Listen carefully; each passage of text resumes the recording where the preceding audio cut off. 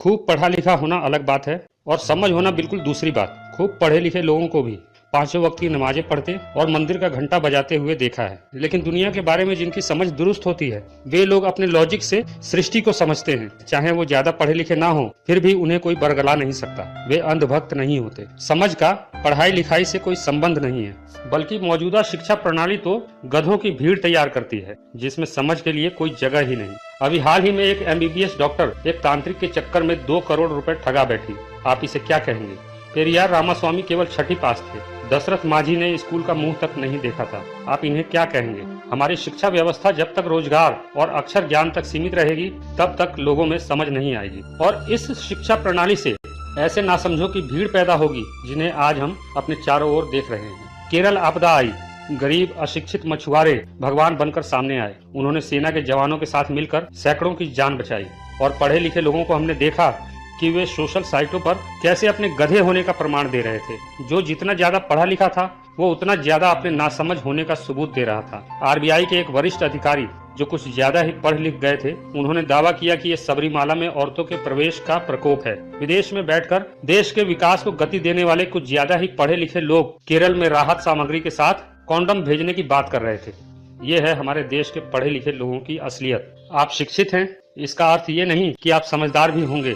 आप अगर देश की समस्याओं के मूल कारणों को लॉजिक से नहीं समझ पाते, राजनीतिक षड्यंत्रों को नहीं समझ पाते, धार्मिक पाखंडों के प्रति जागरूक नहीं है, तो चाहे आप कितनी ही डिग्रियां लेकर बैठे हों, आपकी समझ जीरो है। मान लीजिए आप एक ऐसी जगह हैं जहां आपके चारों ओर अंधकार है। ऐसे में आपकी पढ़ाई लिखाई उस अंधेरे में एक टॉर्च की तरह है। आप उस टॉर्च के सहारे रास्ते को देखते हुए आगे बढ़ जाएंगे, लेकिन आसपास के माहौल और मंजिल की तार्किक समझ न होने के कारण आप भटक जाएंगे, गलत रास्ते पर आगे बढ़ते रहेंगे। वहीं जिसके पास टॉर्च नहीं है लेकिन रास्ते और मंजिल की समझ है, वो घोर अंधकार में भी बिना रोशनी के रास्ता ढूंढ लेगा और आपसे पहले मंजिल तक पहुंच जाएगा। ज्ञान का अर्थ ही परिवर्तन है। अगर आप में ज्ञान है और उस ज्ञान से समाज का कोई लाभ ही नहीं, तो ऐसा ज्ञान किस काम का? फिर तो ये आपका भ्रम है कि आप ज्ञानी हैं। धर्म, आध्यात्म, राजनीति और पूंजीपतियों के गठजोड़ से बनी हमारी विकृत सामाजिक व्यवस्था में अगर पढ़े लिखों की तादाद बढ़ने से देश आगे बढ़ता, तो आज देश की ऐसी हालत नहीं होती कि 77% लोग 30 रुपए रोज पर गुजारा करने को मजबूर होते, रोज 50 किसान आत्महत्या करते और प्रतिदिन 5000 बच्चे कुपोषण का शिकार होकर मरते। देश की ये तस्वीर बदलेगा कौन? अगर आप राजनीति से देश के उद्धार का ख्वाब देखते हैं तो आप कुछ ज्यादा ही पढ़ लिख गए हैं, क्योंकि ये संभव ही नहीं है। किसी भी राजनेता अथवा राजनीतिक दल के मैनिफेस्टो में देश का उद्धार है ही नहीं, बल्कि सभी देश का विकास चाहते हैं और विकास का झुंझुना बजाते बजाते 70 साल बीत गए, फिर भी देश विकसित नहीं हो पाया। इसके कारण को समझिए। लोकतंत्र में 2 ही चीजें हैं, एक लोक, दूसरा तंत्र। तंत्र बनता है लोक से, यानी कि लोगों से।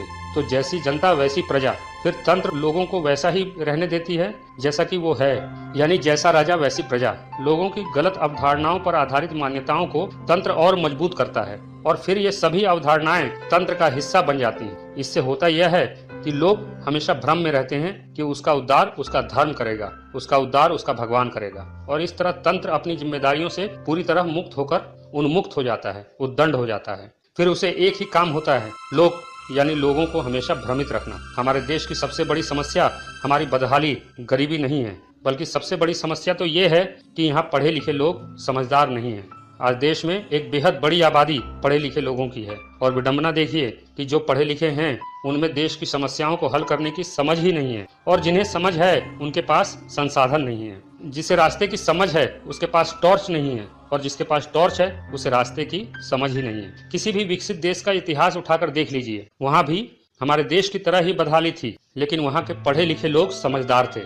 उन्होंने अपने ज्ञान से, अपनी समझदारी से अपने देश की हर समस्या को समझा और उन्हें दूर किया। आज इन देशों के धार्मिक स्थलों में मकड़ी के जाले लग चुके हैं, क्योंकि वहाँ लोग समझदार हैं। उन्हें पता है कि धर्म का इतिहास कितना कुरूप रहा है। धर्म ने दुनिया को सिवा बर्बादी के कुछ नहीं दिया, लेकिन इसके उलट हम पढ़ लिख कर भी धर्म में अपना भविष्य तलाश कर रहे हैं। यही हमारी सबसे बड़ी मूर्खता है। भारत जैसे देश में जहां 77% आबादी को 2 जून की रोटी के लिए संघर्ष करना पड़ता है, देश में 20 करोड़ लोग नालों और फुटपाथों पर जिंदगी गुजारने को मजबूर हैं और इतने ही लोग सड़ांध भरी झुग्गियों में जीने को मजबूर हैं। दूसरी ओर धार्मिक संस्थानों के पास इतना धन इकट्ठा है जिससे देश की सभी समस्याएं एक झटके में दूर हो सकती हैं। देश को दोबारा सोने की चिड़िया बनाया जा सकता है। करोड़ों मंदिर, मस्जिद, मजार, धाम, गुरुद्वारा, चर्च और मदरसे देश पर बोझ नहीं तो क्या है। धर्म और ईश्वर के नाम पर खड़े किए गए इस आडंबर से देश का क्या भला हुआ है या हो रहा है।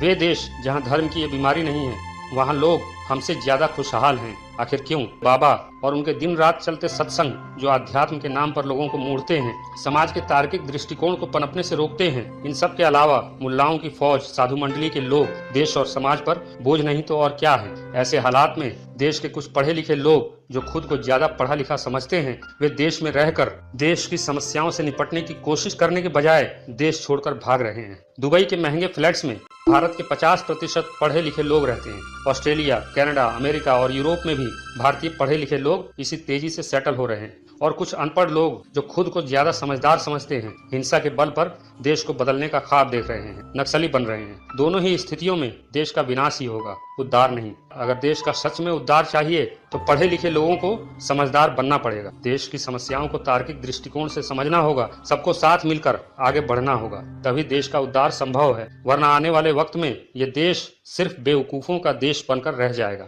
ये भी एक परम सत्य है कि जिस समाज में धर्म के पाखंड से दिमाग को दूषित करने की प्रक्रिया जन्म लेते ही शुरू हो जाती हो, परिवार, समाज, स्कूल, टीवी और अखबार सहित बुद्धि विकास के सभी दरवाजों पर धार्मिक गिरोहों का जबरदस्त पहरा हो, ऐसे में खूब पढ़ लिख कर भी कोई इस मायाजाल से कभी निकल ही नहीं पाएगा। ऐसी व्यवस्था में पढ़े लिखे समझदार लोग सिर्फ अपवाद ही होंगे। आप पढ़े लिखे हैं या समझदार, सोचिएगा जरूर।